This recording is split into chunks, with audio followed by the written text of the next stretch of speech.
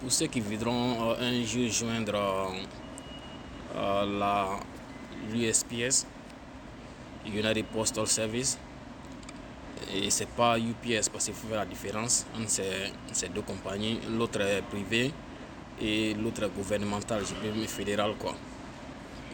Donc c'est la seule compagnie habilitée à délivrer les mails, les lettres à plus de millions d'adresses. Donc partout en Amérique, partout sur les 50, dans les 50 États, c'est la seule compagnie qui délivre les lettres. Il n'y a pas de concurrence. Et du coup, c'est une compagnie où il y a assez d'opportunités pour ceux qui auront la chance d'intégrer. Et souvent, c'est pas facile d'intégrer parce que c'est comme une boîte. Et pour intégrer souvent les boîtes, il faut passer par beaucoup de chemins. Pas pour dire que bon, pas de court chemin, mais ça prend du temps. Et pour ceux qui auront de la chance, ça va rapidement. Et le plus souvent, les positions de base sont qu'on appelle souvent les PSE, qu'on appelle les Postal Support Employees. Donc ce sont eux qui viennent chaque matin bonne heure, ils viennent scanner les différents produits, cartons et lettres pour les mettre sur différentes routes. C'est la raison pour laquelle vous voyez chaque fois vous recevez des lettres dans votre boîte. Donc c'est des chauffeurs qui sont destinés à chaque route. Et ils viennent, vous voyez des cartons qui sont derrière moi, ça sont des gros cartons qui contiennent souvent à peu près 300 et quelques produits. Les lettres, les cartons, les petits cartons, ainsi de suite, qui doivent être scannés et envoyés sur chaque route par chaque chauffeur. Donc, ils viennent chaque matin, ils les scannent. Et il faut être sur pied pendant au moins des heures. Vous marchez parce qu'il n'y a pas de repos.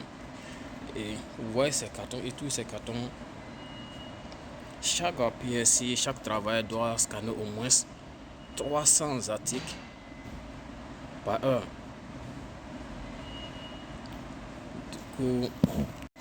Du coup il faut être énergétique, il faut avoir de l'énergie pour le faire. Donc vous voyez ce scanner, c'est ce que je prends pour scanner les choses. Et vous allez voir derrière comment je fais.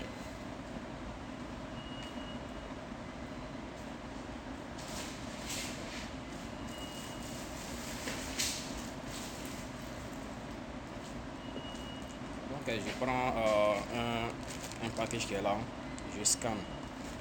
Et ça me montre une route derrière qui est à l'écran.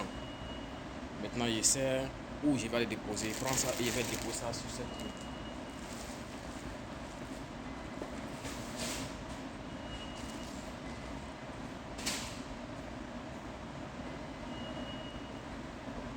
Et ça c'est parce que aujourd'hui c'est dimanche pratiquement. Donc il n'y a pas assez de pression parce que bon, je n'ai pas assez. Mais les jours ouvrables, là il y a de la vraie pression, il faut aller rapidement. Parce que là tout est contrôlé. Et c'est pas difficile en soi pour un aventurier. Ça serait difficile pour une personne qui ne veut pas travailler. C'est du sport. Parce que marcher, c'est le sport parfait. Et pour ce que nous faisons, il y a le pied qui travaille, il y a tout le corps qui est en action. Et à la fin de la journée, lorsque vous partez à la maison, vous allez sentir que vous avez fait du sport. Souvent, vous n'avez pas besoin d'aller au gym. Donc, c'est une compagnie qui a beaucoup de positions, qui a beaucoup de boulot. Et il faut d'abord entrer pour mieux comprendre. Surtout pour ceux aussi qui veulent conduire. Ça, c'est une porte d'entrée. Vous voyez les petits trucks qui vont livrer les mails. Ils marchent beaucoup sous le soleil, dans toutes les conditions. Mais c'est une porte d'entrée. Une fois que vous avez au moins un bon driving record, c'est-à-dire vous n'avez pas de problème sur votre permis, vous pouvez appliquer. Et une fois que vous êtes pris, vous serez d'abord en test, c'est-à-dire en probation. Bon, je ne sais pas comment on le dit souvent en français. Si vous serez temporaire, quoi, c'est pour voir comment vous allez faire. Comment on dit en probation. Et lorsque vous allez démontrer votre habilité que vous êtes capable de faire le boulot, là vous devenez un travailleur régulier. Là vous avez votre 40 heures obligatoire. Maintenant, ça, lorsque vous êtes en probation, bon, souvent vous n'avez pas tous les 40 heures parce que vous voir comment vous faites. Et lorsque vous devenez maintenant un travail régulier, vous avez tous les bénéfices, vous avez vous avez vos heures au complet. Même souvent, si vous ne venez pas au travail, il fera en sorte pour compléter vos heures. Parce qu'il y a des avantages qu'on appelle annual leave. Donc ce sont des heures que vous accumulez, qui vous prendront pour compléter vos heures. Donc ça c'est une porte d'entrée. Et une fois que vous rentrez, vous êtes régulier. Il y a encore assez de boulot encore dans la compagnie que ceux qui sont au dehors ne voient pas. Donc vous pouvez rentrer. C'est la même chose pour les PSI.